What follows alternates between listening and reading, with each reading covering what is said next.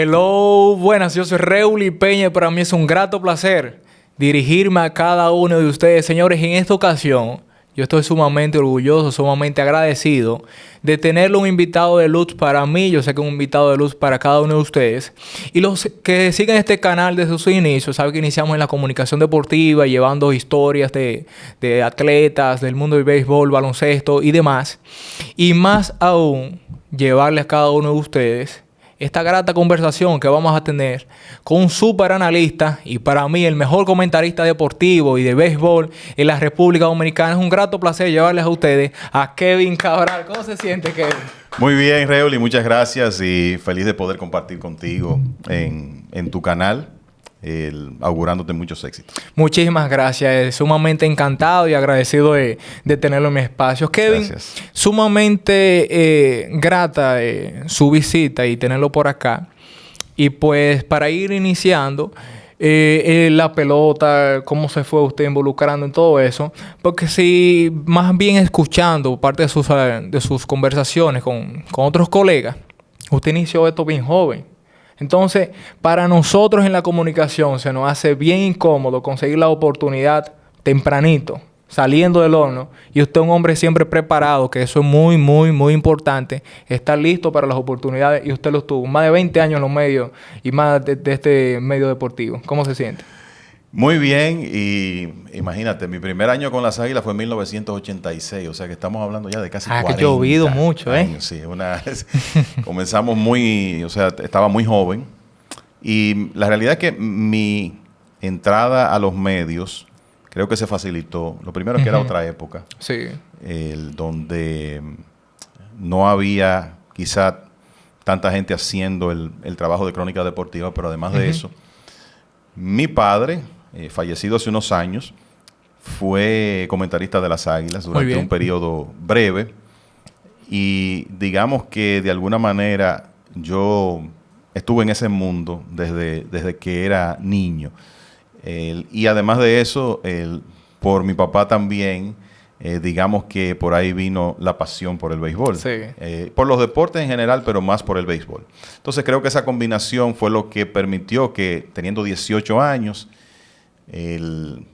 una persona que fue muy importante en mi carrera, Juanchi Sánchez, ido a destiempo hace unos años, primero me dio la oportunidad de hacer béisbol de Grandes Ligas en ese año 1986 y después en la temporada invernal 86-87 me dio la oportunidad, junto con el entonces presidente de las Águilas, Tito Hernández, de entrar a la cadena cuando yo era prácticamente un niño. Pero creo que pensaban, bueno, sabemos que tiene los genes del papá y que es un enfermo con el béisbol desde niño.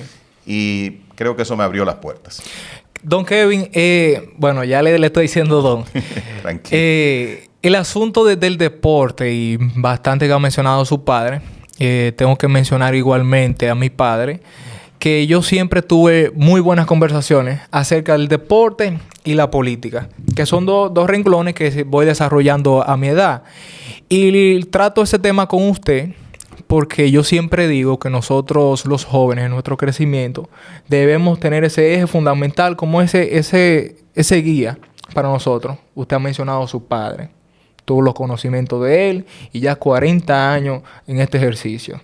¿Cómo podría usted catalogar y mencionar esas partes? Tú sabes que siempre le digo a la gente, mi papá estuvo, vamos a decir, conviviendo conmigo hasta los aproximadamente 10 años, porque luego emigró a Estados Unidos. Pero la realidad es que él sembró en ese tiempo mi interés por el béisbol. Y obviamente, aún cuando residía fuera del país, las conversaciones cuando yo iba a visitarlo, cuando él venía aquí, siempre continuaron. Pero con él lo que tuve fue, siendo muy niño, acceso a una cabina de transmisión, a una emisora de radio, acceso a información, porque era una persona que tenía casi todas las respuestas.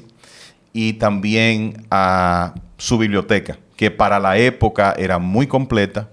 Y entonces si un niño curioso tiene la posibilidad de tener ese acceso a la información. Y un consultor. Y un consultor que te enseñaba y bueno, mira, en los libros de récord, qué significa cada cosa. Sí, sí. Ya el resto vino por sí solo, porque de alguna manera, digamos que mi carrera como comentarista de béisbol comenzó cuando yo era un niño. Prácticamente cuando Sí. estaba en el colegio, comenzaron mis estudios también. Y en esa época se creó un marco teórico que la verdad es que me ha servido a lo largo de mi ejercicio. Eso es bueno. Usted y yo como que tenemos muchas cosas en común, don Kevin. Ajá. Debido a que yo desde que terminé mis asuntos del béisbol aficionado, me dediqué mucho en aprender del deporte. Aprender del deporte. Yo me comía las estadísticas. Todo el tiempo los muchachos en el liceo me Reuli, ¿cómo le fue a tal pelotero ayer? Y esto. Y ahí me trasladó a mis tiempos igualmente. Porque uno siempre tiene que ser curioso cuando muchacho. Investigar, Claro. aprender y siempre estar informado para las cosas.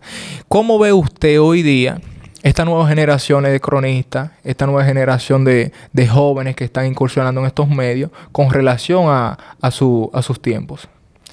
Mira, yo creo que lo principal, la gran diferencia es el acceso a la información Así es. hoy en día. Si tú tienes el deseo, tú vas a tener la oportunidad de formarte muy bien. Ujú. Porque toda la información está disponible para todos. En mi época, en realidad, éramos unos cuantos los que podíamos tener, por ejemplo, el Baseball Register del año Sí. de Sporting News o la Enciclopedia Macmillan, esos primeros libros con los cuales comencé a aprender, porque en realidad no eran de fácil acceso en el país. Y para ver los partidos entonces. Bueno, mira, en realidad mi afición nació, lo que se veía en República Dominicana era el juego de la semana. Juego de la semana. Wow. Se transmitía, era un partido del domingo por la tarde que se transmitía diferido a las 9:30 de la noche. O sea que en realidad mi generación, por lo menos hasta, yo te diría, los 15 años, creció siguiendo el béisbol por radio.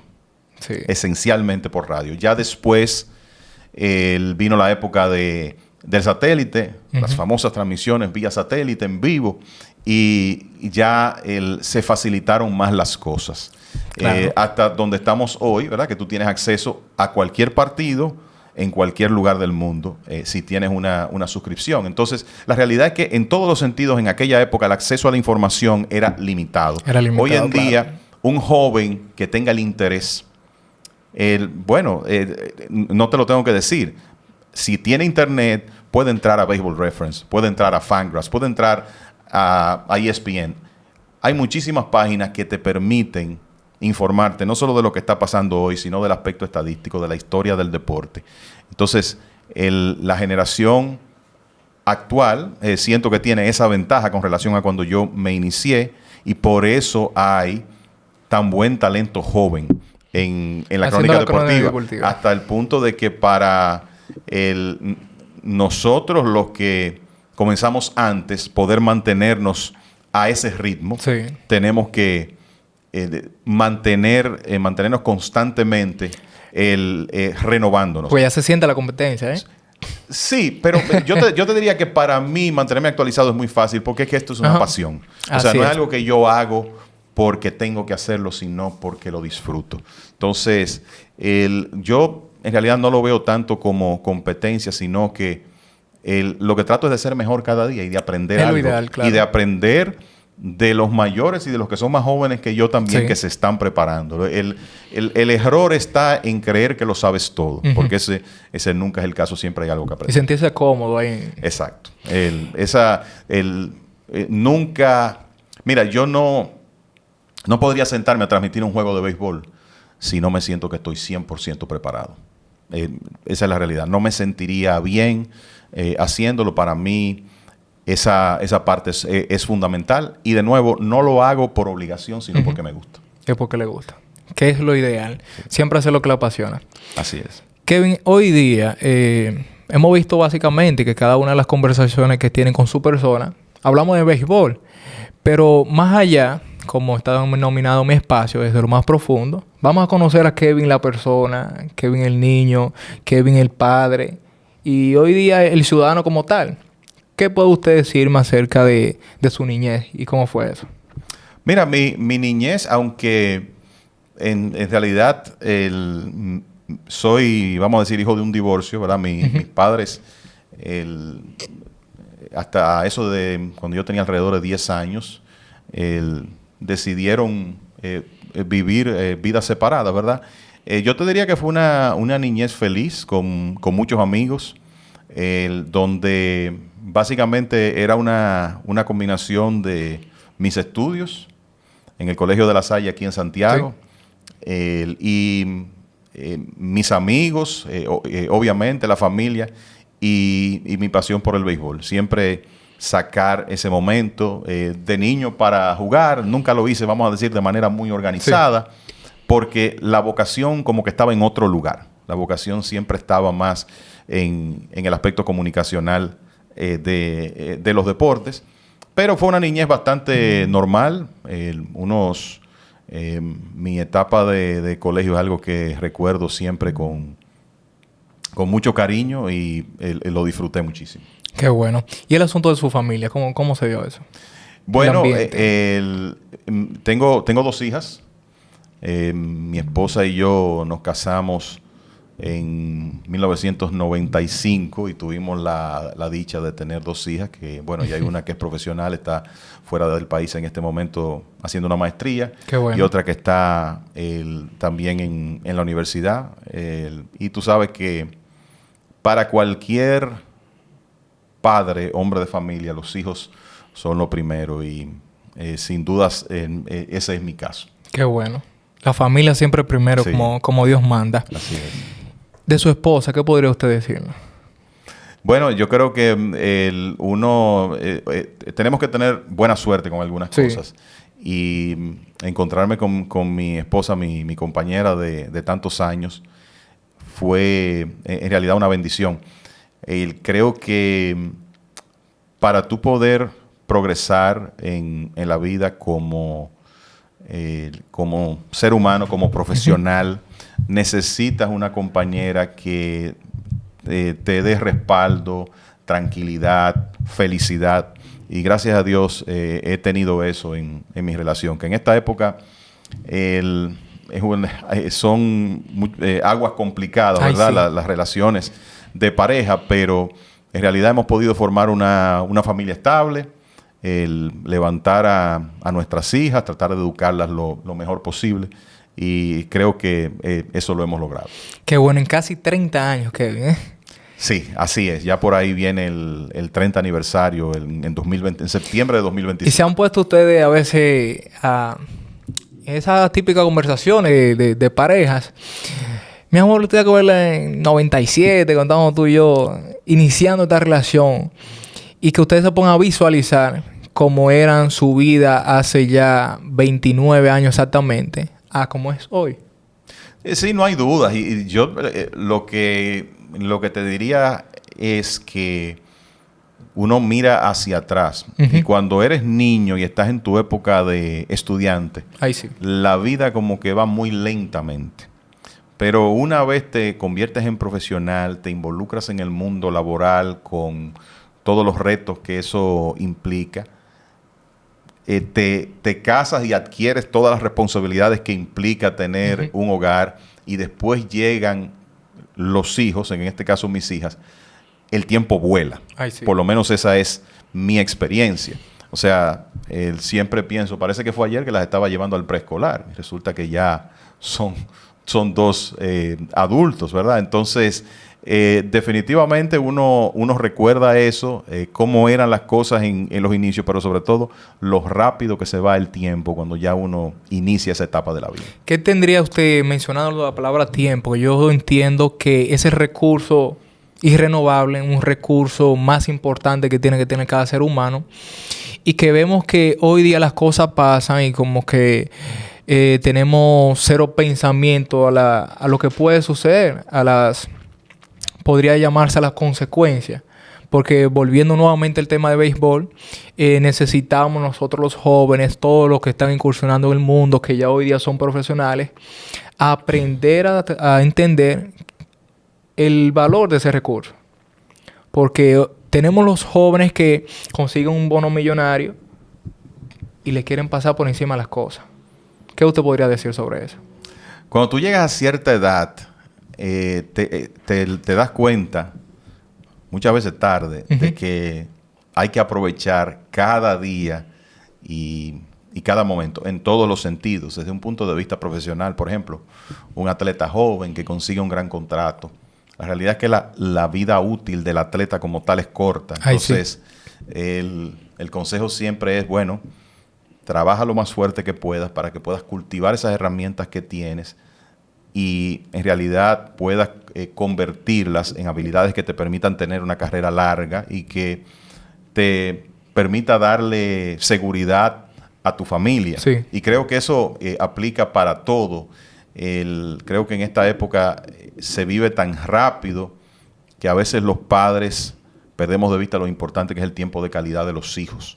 Y fue algo que desde que mis hijas nacieron siempre traté de hacer. Tengo mis ocupaciones, tengo una vida profesional de bastantes compromisos, Sí. pero ese tiempo hay que sacarlo y debe ser sagrado, el tiempo de la familia. Entonces, definitivamente, cuando tú tienes, qué sé yo, 18, 20 años, no piensas en esas cosas, pero es importante, si hay un consejo que quizá una persona ya de mi edad puede darle a los jóvenes, es que aprovechen cada día para tratar de aprender algo, para tratar de hacerse mejores, para apreciar y disfrutar a su familia, porque la realidad es que los años pasan muy rápido.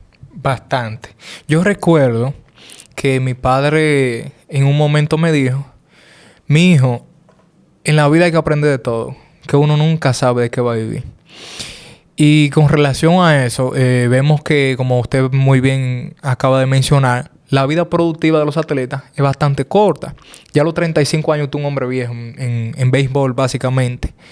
Y ya cuando usted no logra acumular riquezas, naturalmente como la gente cree y como se da en ciertas ocasiones en los beisbolistas, ¿qué pasa ya después? Post carrera. Porque muchos simplemente supieron jugar béisbol, pero quizás no administraron bien su dinero, quizás no aprovecharon ese tiempo luego de culminar la carrera para reproducir sus ganancias. Y vemos que no son unas y dos, son 3 y 4 las historias de carreras que ya de personas exitosas, de atletas exitosos, y que ya años más tarde no hay nada de eso que lograron construir. Es una realidad y mira, para cualquier ser humano es difícil adaptarse a la realidad de que de repente le lleguen millones de dólares Ahí sí. A la mesa. La realidad es que eso cambia a las personas, de eso no hay dudas. Y es cuando un atleta, pienso, ¿verdad?, que necesita la cabeza fría y sobre todo la inteligencia emocional para escuchar quienes pueden ayudarlo a planificar la vida post-retiro. Y eso tiene que ver con no despilfarrar el dinero, hacer las inversiones adecuadas. Así es. Y en realidad poder prepararte para esa etapa. Lamentablemente muchos escuchan esos círculos que tienen, que los que en realidad incentivan es el gasto descontrolado. El mostrar lo que tienen. Exacto, de manera excesiva.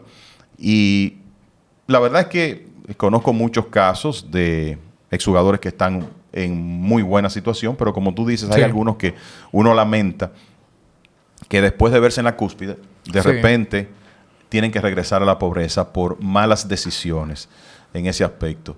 Y de nuevo, por eso es que pienso que tener los asesores adecuados y hacer caso a los que te indican es sumamente importante para cualquier atleta joven, para poder y tener algo de autocontrol, porque bueno, es lógico que si tú vienes, ¿verdad?, de una niñez humilde y de repente tienes riquezas, que las disfrutes, eso está perfecto, pero dentro de unos parámetros que te permitan también planificar tu futuro. Porque como tú dices, el jugador, por ejemplo, de béisbol que permanece 10 años en Grandes Ligas, Claro. es muy afortunado.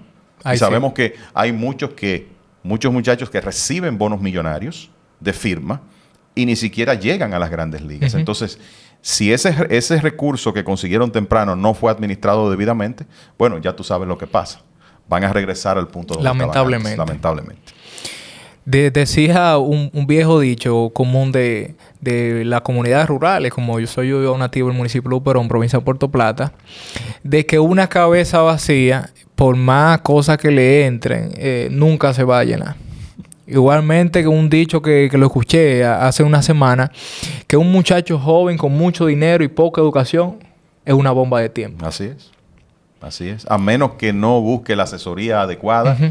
y le preste atención, la realidad es que es una bomba de tiempo. Tanto, Kevin, yo no podría atribuírselo tanto a una asesoría, porque quizás hoy día en el mundo moderno uno puede pensar en un asesor financiero. Exacto. Pero, ¿qué le dice a usted que no puede tener esa persona en su casa que lo pueda aterrizar a usted básicamente? Mira, fulano de tal, tú no estás tomando las decisiones adecuadas. O más bien tu madre. Porque yo entiendo que lo más preciado que tiene un ser humano es su madre. Y el muchacho que no le hace caso a su mamá, mire. Claro, y pienso que el problema de muchos de esos jóvenes es que quizás no tienen el cuadro familiar que Es necesitan. la casa, es la cosa, que claro. necesitan. Quienes tienen esa suerte, obviamente ese es un recurso Ujú. insustituible, ¿verdad? Porque nadie va a desearte el bien como tu padre y tu madre y tu padre. Efectivamente, claro. Entonces, eso es importante. Y obviamente que esa estructura familiar debe ser parte de la solución. Y bueno, si esa administración de recursos implica la necesidad quizás de un profesional, entonces, bueno, Sí. pues tú también lo incluyes. Más cómoda la cosa ahí. Así es. Básicamente, a lo largo de los años, usted ha tenido muchísimas experiencias en los comentarios deportivos y aún más de nuestro glorioso equipo Águilas Cibaeñas. ¿Qué usted podría mencionar en esta conversación de esos grandes momentos épicos y de luz que ha tenido nuestro equipo, donde usted ha estado involucrado en ciertos comentarios y que quizás ha sido momentos no fructíferos para el equipo y que le ha tocado a usted la oportunidad de ser parte igualmente, que usted entiende? Imagínate, en tantos años hay de todo. Ahí sí. Y si voy a hablar de vivencias, tengo que comenzar incluso con mi época de antes de ser comentarista, cuando era sencillamente fanático de niño. Y mis primeros recuerdos de las Águilas son de la época de Miguel Diloné. Tremendo. Y siempre he dicho que es el jugador que más he admirado en todo el tiempo que tengo siguiendo el béisbol, y que de alguna manera Gelo también tuvo mucho que ver con encender la pasión por el béisbol que después me permitió llegar a ser comentarista. Entonces, recuerdo muchos de esos momentos. Lamentablemente hay poca evidencia fílmica de lo que Sí. Gelo Diloné hizo. O sea, hay muy pocos videos de él, pero recuerdo el hecho de que cuando le tocaba el turno a Diloné nadie se movía de sus asientos. De que la electricidad que se creaba en el estadio cuando él llegaba a primera base, porque ya los fanáticos estaban esperando que se fuera el robo. Que se fuera el robo. Y que se robara la segunda y quizá la tercera. Y aquella forma de pensar de que si Gelo está en primera, ya las Águilas tienen una carrera. La realidad es que fue una época del béisbol dominicano. En realidad cambió el béisbol dominicano en muchos sentidos. La época de Gelo Diloné. Y yo tuve la suerte de ver esa carrera completa. Porque te diría que cuando comencé en realidad a ver béisbol con cierto conocimiento de causa, fue por ahí por 1975, justo cuando iniciaba su carrera en el béisbol dominicano, que yo tenía unos 7 años. Ya después de mi época, en mi época como comentarista, imagínate, tantos momentos que recordar. qué sé yo, el fly de sacrificio de Tony Peña para ganar el campeonato de 1998. Recuerdo claramente, siendo un niño, un relevo que hizo Kente Colby en la serie final de 1976 en lo que fue el partido que le dio el campeonato a las Águilas. Los momentos de Miguel Tejada con el equipo, todos esos batazos claves que dio para las Águilas. Aquella explosión ofensiva en el campeonato de 2008, culminando con el famoso cuadrangular de Rafael Furcal. Tremendo. El campeonato de 2018, después de tú pasarte 10 años sin ganar, que para nosotros los aguiluchos... Mucha escuela que me dieron a mí. Sí, que para nosotros los aguiluchos eso fue una eternidad. Sí. Entonces la realidad es que han sido muchos los momentos emocionantes que he tenido la oportunidad de vivir como comentarista. También te encuentras con algunos que no son tan positivos porque se gana y se pierde. Así es. Serie final 2002, el jonrón de Andy Abad. Es uno que viene a la mente y así otros. Pero la realidad es que cuando tú pasas el balance es sumamente positivo porque he tenido la suerte de estar trabajando con las Águilas en más de la mitad de los 22 campeonatos que tiene el equipo. Tremendo. Yo recuerdo esa serie final del 2012, Águila y Escogido. 2011. 2011-2012. 2011, básicamente la que perdimos, donde Tejada se lanzó en la primera base. Eso fue... ¡Wow! Recordar eso y aparte el cuadrangular de Jesse Gutiérrez, a Fernando Rodney en un tremendo momento y el mejor picheo de Rodney que salvó más de 300 partidos en Grande Liga con un solo picheo, básicamente el cambio de velocidad. Y decirle a usted que ya luego de ver que le cantaron ese out a Rodney, a Tejada, eso... En el pueblo allá, estábamos todos viendo ese partido. Y eso fue tremendo. Porque si ustedes bien recuerdan, el Águila viene de remontar una serie que estaba pautada 9-5. Así es. Y salió 0-3. Exactamente. Y ese out, eso fue desmoralizando totalmente el equipo. Y venir luego este cuadrangular de Jesse Gutiérrez. Eso fue para uno ponerse loco. Y de la forma que terminó el partido de Andy, con ese infield hit de Andy Dirk.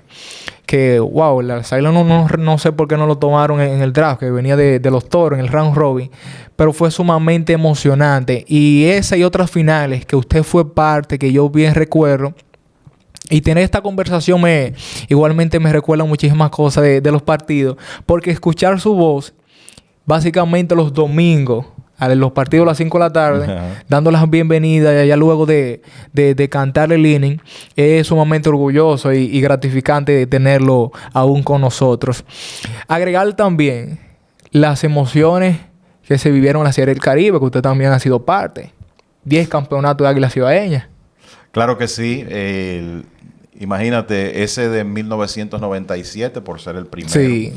Y sobre todo que las Águilas en esos primeros años lograron, en esos primeros años ganando Series del Caribe, porque hasta el 97 no ganaron.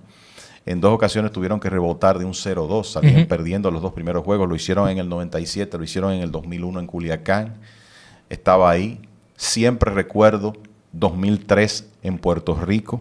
San Juan. En Carolina. En el Roberto Clemente Walker. El último día del calendario, que en esa época era de 6 juegos, República Dominicana con las Águilas contra Puerto Rico con Mayagüez con 5-0, Águilas con 4-1, las Águilas ganan ese juego, empatan, juego decisivo al día siguiente. Claudio Vargas, que ya había regresado a Santiago porque se iba a los entrenamientos, vuela esa mañana a Puerto Rico y lanza un partidazo esa noche. Esa serie de 2003 fue inolvidable, como lo fue la del 2007 también, en el mismo estadio Roberto Clemente Walker de Carolina, que comenzó con una victoria en un juego que me tocó transmitir de 18 innings. ¡Wow! Y que finalmente las Águilas ganaron en el 5º día. Y ni hablar de la más reciente, ese 7-0 en Mazatlán en el 2021. Tremendo el rendimiento que tuvo ese equipo, el famoso hit de Carlos Paulino para llevar el equipo a la final en una Serie del Caribe que por ser la época de la pandemia se montó con muchas dificultades. O sea que ciertamente he tenido la oportunidad, Bueno, todas las series del Caribe que han ganado las Águilas han ocurrido en la época en que he estado trabajando con el equipo. Así no es. siempre he estado en la cabina de transmisión, pero claro que sí, que eso es parte también de la memoria que uno tiene. Qué bueno. Entonces, Kevin, de pasar de las transmisiones y ser un gran analista, un gran comentarista, a estar en las operaciones de béisbol, de cazar talento, de recomendar talento y de ubicar ciertas piezas que hoy día pueden ser fructíferas para el equipo. ¿Qué puede decirnos sobre eso?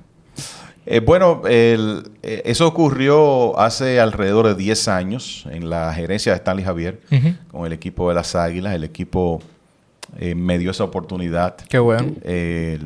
Frecuentemente me tocaba, antes de eso, participar en reuniones y conversaciones con mi hermano Luigi Sánchez, con Winston Llenas, que en ese momento era el presidente del equipo. Y bueno, posteriormente vino esa entrada a operaciones de béisbol y es un rol que disfruto muchísimo.